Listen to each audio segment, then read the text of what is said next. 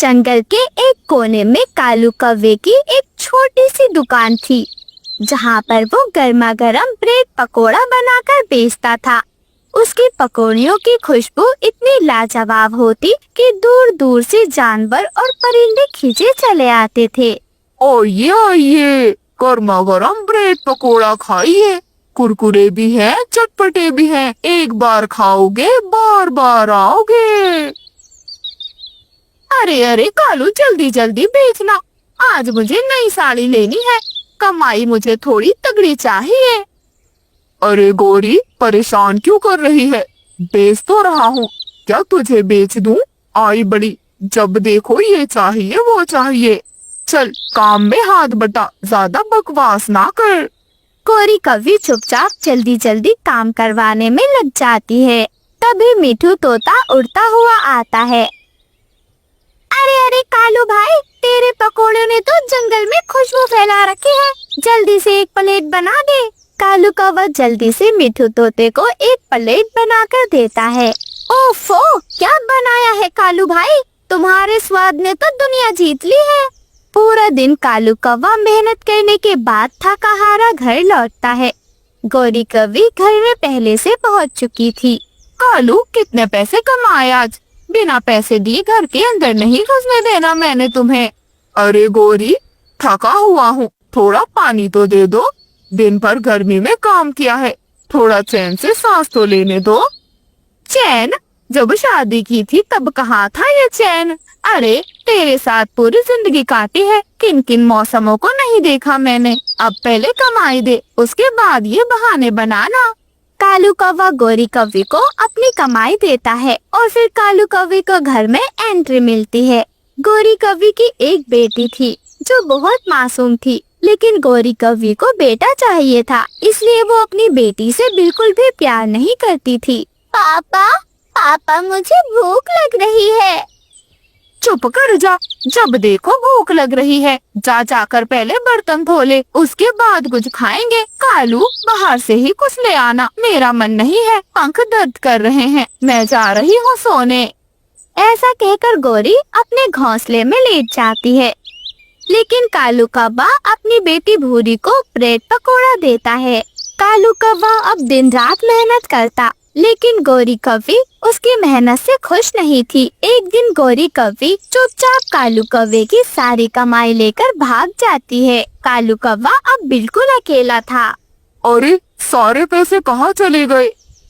पापा, मम्मा सारे पैसे ले गई और कहकर गई है कि उन्हें ढूंढने की कोशिश न करना, वो कभी वापस नहीं आएंगी। हे भगवान, इस गौरी के दिमाग में कीड़े पड़ गए हैं। मुझे तो पहले से यकीन था ये गौरी बिल्कुल वफादार नहीं है। कालू कौवा अब बिल्कुल अकेला पड़ चुका था।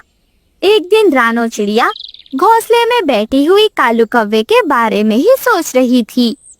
मम्मा, आप क्या सोच रही है? घर में तो भोजन भी नहीं, आप दाना लेने भी नहीं गई, ना जाने कौन सी सोच में डूबी है। मम्मा, क्या आज मैं आपके लिए भोजन ले आऊं? नहीं गुड़िया बेटी, जंगल में बहुत खतरा है, ऐसे मैं तुम्हें बाहर नहीं जाने दे सकती। मैं बस कालू भाई के बारे में सोच रही हूँ, उन्होंने अपना कारोबार बंद कर दिया है और ना जाने कौन सी सोच में डूबे रहते हैं। उनकी बेटी भूरी भी अब चुपचाप रहती है। हाँ मम्मा, भूरी से मेरी बात हुई थी, उसकी मम्मा सारे पैसे लेकर चली गई। कालू अंकल के पास इतने पैसे भी नहीं है कि वो फिर से अपना कारोबार शुरू कर सके, इसलिए मम्मा वो इतने उदास रहते हैं। अच्छा तो ये बात है। और फिर रानो चिड़िया कुछ देर सोचती है और अपने घोंसले से निकल जाती है। उसके पास कुछ पैसे रखे थे, वो उन पैसों को ले जाकर कालू कौवे को दे देती है। कालू भाई, आपने परेशान नहीं होना, गौरी तो थी ही ऐसी, अगर वो चली गई इसका मतलब ये नहीं कि आप अपनी जिंदगी ही यही रोक दें। आपने मेहनत करनी है और अपनी बेटी भूरी का भविष्य संवारना है। रानो बहन, अब मेरे पंखों में वो ताकत नहीं जो मैं अकेला कारोबार संभाल सकूं। गौरी थोड़ी बहुत मदद कर देती थी, वो भी चली गई। अब अकेले मैं सब कुछ कैसे करूँगा? कालू भाई, मैं आपकी मदद करूंगी। चले हम दोनों मिलकर फिर से सब कुछ शुरू से शुरू करेंगे। और फिर रानो चिड़िया और कालू कौवा दोनों मिलकर फिर से मेहनत करते हैं। रानो चिड़िया गर्मा गर्म ब्रेड पकोड़ा बनाती है और कालू कौवे के साथ बाजार में बेचती है। उनका कारोबार फिर से पहले की तरह शुरू हो जाता है। एक दिन एक भूखी परी रानो चिड़िया के पास आती है और वो उससे कुछ भोजन मांगती है। उस परी की जादुई छड़ी खो चुकी थी। छोटी चिड़िया, क्या तुम मुझे खाने को कुछ दे सकती हो?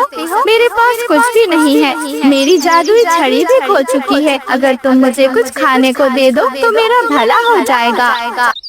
हाँ हाँ, क्यों नहीं। मेरे पास ज्यादा तो कुछ नहीं, परंतु ये ब्रेड पकोड़ा है। तुम ये खाकर अपनी भूख बुझा लो। लेकिन चिड़िया, मेरे पास देने के लिए कुछ भी नहीं है। क्या तुम ये मुझे फ्री में खिला सकती हो? हाँ हाँ, अगर तुम भूखी हो तो ऐसे ही खा लो। बात रही पैसों की, तो पैसा ही सब कुछ नहीं होता। और फिर जादुई परी वो ब्रेड पकोड़ा खाती है। रानो, मैं बस जंगल का कोई ऐसा परिंदा ढूंढ रही थी जो निस्वार्थ हो और मदद कर सके। तुमने मेरी परीक्षा को पार कर लिया है। अब मैं तुम्हें एक जादुई घर दूंगी जिसमें किसी चीज की कोई दिक्कत नहीं होगी। और फिर देखते ही देखते वो परी रानो चिड़िया के लिए एक सुंदर पकोड़े का घर बना देती है। वो घर देखकर कालू कौवा, रानो चिड़िया बहुत खुश हो जाते हैं और बच्चे तो खुशी से कूदने लगते हैं। ऐसे ही रानो चिड़िया और कालू कौवे का कारोबार खूब चलता है और पकोड़े के घर में वो हंसी खुशी रहने लगते हैं।